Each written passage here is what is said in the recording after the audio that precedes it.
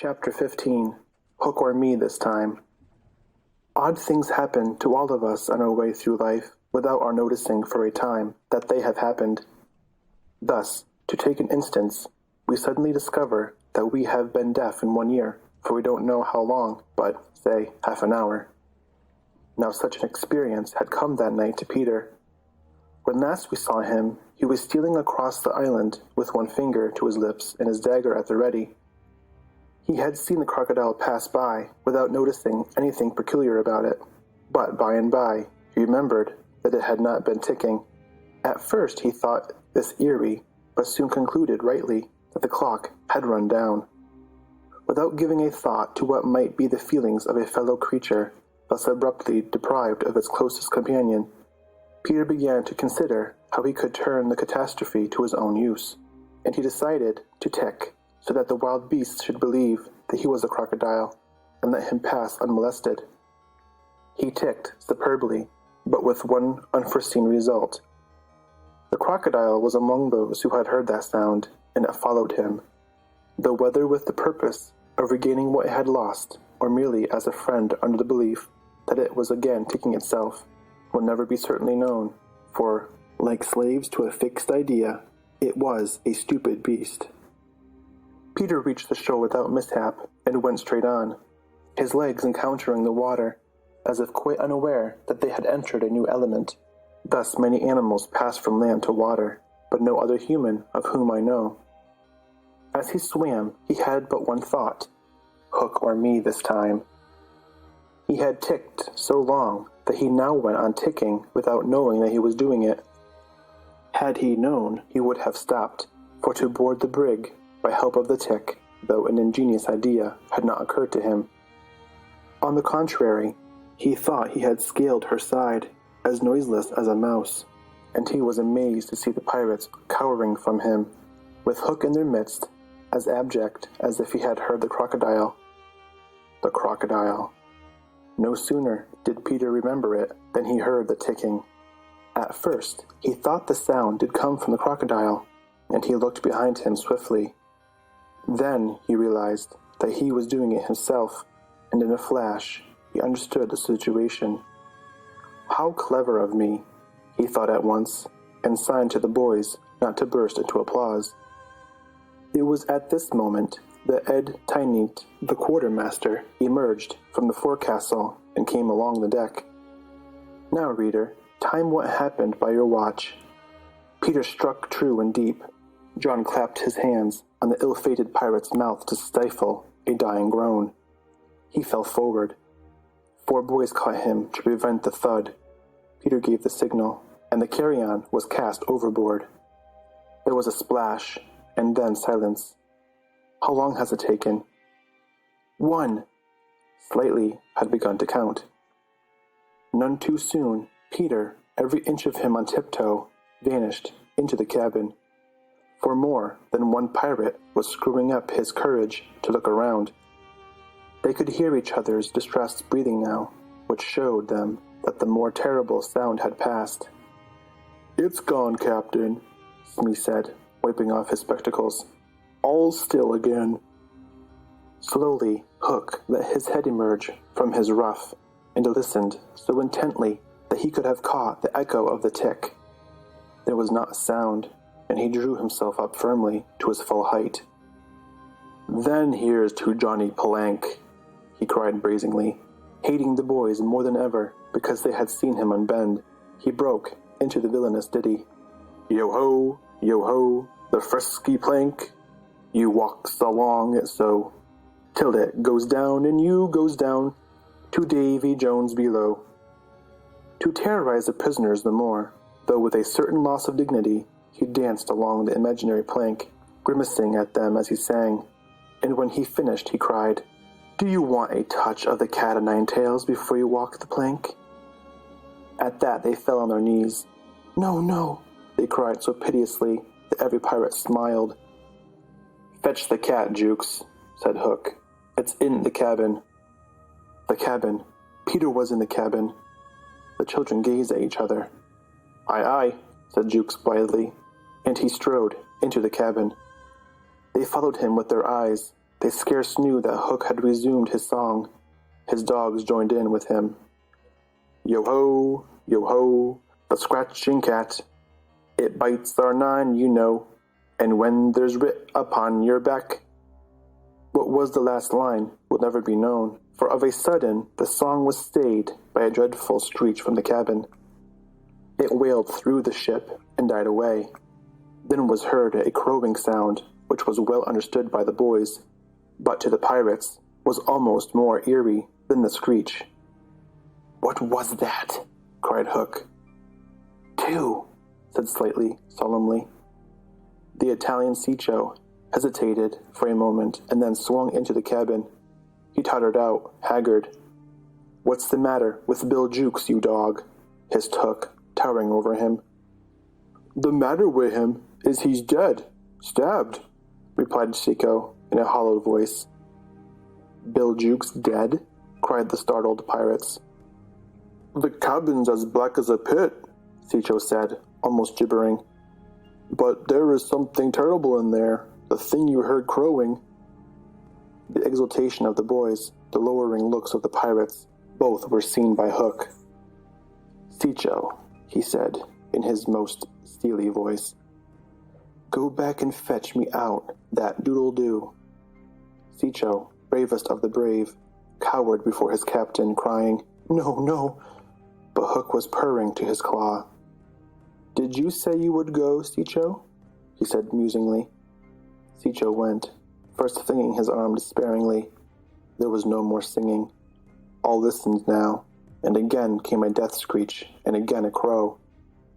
No one spoke, except Slightly. "Three," he said. Hook rallied his dogs with a gesture. "Death in odds fish," he thundered. "Who is to bring me that doodle-doo?" "Wait till Ciccio comes out," growled Starkey, and the others took up the cry. "I think I heard you volunteer, Starkey," said Hook, purring again. "No, by thunder!" Starkey cried. "My Hook thinks you did," said Hook, crossing to him. "I wonder if it would not be advisable, Starkey, to humor the Hook?" "I'll swing before I go in there," replied Starkey doggedly, and again he had the support of the crew. "Is this mutiny?" asked Hook more pleasantly than ever. "Starkey's ringleader?" "Captain, mercy!" Starkey whimpered, all of a tremble now. "Shake hands, Starkey," said Hook, proffering his claw. Starkey looked around for help, but all deserted him. As he backed up, Hook advanced, and now the red spark was in his eye. With a despairing scream, the pirate leapt upon Long Tom and precipitated himself into the sea. "4," said Slightly. "And now," Hook said courteously, "did any other gentleman say mutiny?" Seizing a lantern and raising his claw with a menacing gesture, "I'll bring out that doodle-doo myself," he said, and sped into the cabin. 5. How Slightly longed to say it. He wetted his lips to be ready, but Hook came staggering out without his lantern. "Something blew out the light," he said, a little unsteadily. "Something?" echoed Mullins. "What of Ciccio?" demanded Noodler. "He's as dead as Jukes," said Hook shortly. His reluctance to return to the cabin impressed them all unfavorably, and the mutinous sounds again broke forth. All pirates are superstitious, and Cookson cried, "They do say the surest sign a ship's accursed is when there's one on board more than can be accounted for." "I've heard," muttered Mullins. "He always boards the pirate craft last. Had he a tail captain?" "They say," said another, looking viciously at Hook, "that when he comes, it's in the likeness of the wickedest man aboard." "Had he a hook captain?" asked Cookson insolently, and one after another took up the cry. "The ship's doomed!" At this, the children could not resist raising a cheer. Hook had well nigh forgotten his prisoners, but as he swung round on them, now his face lit up again. "Lads," he cried to his crew, "now here's a notion. Open the cabin door and drive them in. Let them fight the doodle-doo for their lives. If they kill him, we're so much the better. If he kills them, we're none the worse. For the last time, his dogs admired Hook, and devotedly they did his bidding. The boys, pretending to struggle, were pushed into the cabin, and the door was closed on them. "Now listen," cried Hook, and all listened, but no one dared to face the door. Yes, one, Wendy, who all this time had been bound to the mast. It was for neither a scream nor a crow that she was watching. It was for the reappearance of Peter. She had not long to wait. In the cabin he had found the thing for which he had gone in search, the key that would free the children of their manacles, and now they all stole forth, armed with such weapons as they could find.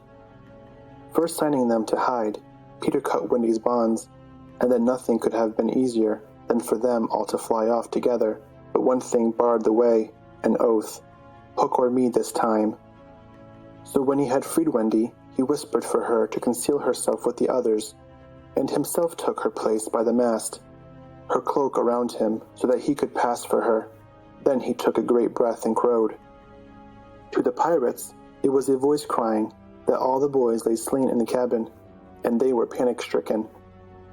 Hook tried to hearten them, but like the dogs he had made them, they showed him their fangs, and he knew that if he took his eyes off them now, they would leap at him. "Lads," he said, ready to cajole or strike as need be, but never quailing for an instant. "I've thought it out. There's a Jonah aboard." "Aye," they snarled, "a man wi' a hook." "No, lads, no. It's the girl. Never was luck on a pirate ship with a woman on board. We'll right the ship when she's gone."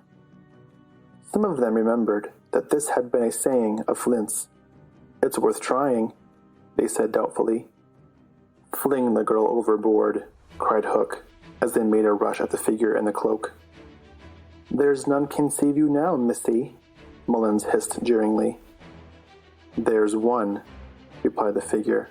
"Who's that?" "Peter Pan the Avenger," came the terrible answer, and as he spoke, Peter flung off his cloak. Then they all knew who 'twas that had been undoing them in the cabin, and twice Hook essayed to speak, and twice he failed. In that frightful moment, I think his fierce heart broke. At last he cried, "Cleave him to the brisket," but without conviction. "Down, boys, and at them!" Peter's voice rang out, and in another moment, the clash of arms was resounding through the ship. Had the pirates kept together, it is certain that they would have won. But the onset came when they were all still unstrung, and they ran hither and thither, striking wildly, each thinking himself the last survivor of the crew. Man to man they were the stronger, but they fought on the defensive only, which enabled the boys to hunt in pairs and choose their quarry. Some of the miscreants leapt into the sea, others hid in dark recesses, but they were found by Slightly, who did not fight, but ran about with a lantern, which he flashed in their faces, so they were half blinded, and fell as an easy prey to the reeking swords of the other boys. There was little sound to be heard but the clang of weapons, an occasional screech or splash, and Slightly, monotonously counting 5, 6, 7, 8, 9, 10, 11. I think all were gone when a group of savage boys surrounded Hook, who seemed to have a charmed life, as he kept them at bay in that circle of fire. They had done for his dogs, but this man alone seemed to be a match for them all. Again and again they closed upon him, and again he hewed a clear space. He had lifted up one boy with his hook and was using him as a buckler, when another, who had just passed his sword through Mullins, sprang into the fray. Footnote, buckler, shield, end footnote. "Put up your swords, boys," cried the newcomer. "This man is mine." Then suddenly, Hook found himself face to face with Peter. The others drew back and formed a ring around them. For long, the two enemies looked at one another, Hook shuddering slightly, and Peter with a strange smile upon his face. "So, Pan," said Hook at last, "this is all your doing?" "Aye, James Hook," came the stern answer. "It is all my doing." "Proud and insolent youth," said Hook, "prepare to meet thy doom." "Dark and sinister man," Peter answered, "have at thee."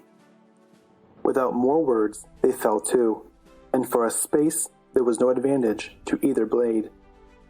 Peter was a superb swordsman and parried with dazzling rapidity. Ever and anon, he followed up a feint with a lunge that got past his foe's defense, but his shorter reach stood him in ill stead, and he could not dive the steel home. Hook, scarcely his inferior in brilliancy, but not quite so nimble in wrist play, forced him back by the height of his onset. Hoping suddenly to end all with a favorite thrust, taught him long ago by barbecue at Rio, but to his astonishment, he found his thrust turned aside again and again. Then he sought to close and give the quietus with his iron hook, which all this time had been pawing the air, but Peter doubled under it, and lunging fiercely, pierced him in the ribs. At the sight of his own blood, whose peculiar color, you remember, was offensive to him, the sword fell from Hook's hand, and he was at Peter's mercy. "Now!" cried all the boys, but with a magnificent gesture, Peter invited his opponent to pick up his sword. Hook did so instantly, but with a tragic feeling that Peter was showing good form. Hitherto he had thought it was some fiend fighting him, but darker suspicions assailed him now. "Pan, who and what art thou?" he cried huskily. "I'm youth, I'm joy," Peter answered at a venture. "I'm a little bird that has broken out of the egg."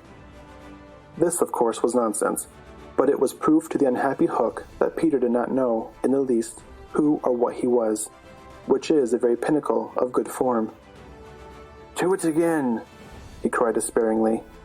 He fought now like a human flail, and every step of that terrible sword would have severed in twain any man or boy who obstructed it, but Peter fluttered around him, as if the very wind it made blew him out of the danger zone, and again he darted in and pricked. Hook was fighting now without hope. That passionate breast no longer asked for life, but for one boon it craved, to see Peter show bad form before it was cold forever. Abandoning the fight, he rushed into the powder magazine and fired it. "In 2 minutes," he cried, "the ship will be blown to pieces." Now, he thought, true form will show. But Peter issued from the powder magazine with the shell in his hands and calmly flung it overboard. What sort of form was Hook himself showing? Misguided man though he was, we may be glad, without sympathizing with him, that in the end he was true to the traditions of his race. The other boys were flying around him now, flouting, scornful, and he staggered about the deck, striking up at them impotently. His mind was no longer with them. It was slouching in the playing fields of long ago, or being sent up to the headmaster for good, or watching the wall game from a famous wall, and his shoes were right, and his waistcoat was right, and his tie was right, and his socks were right. James Hook, thou not wholly unheroic figure, farewell. For we have come to his last moment.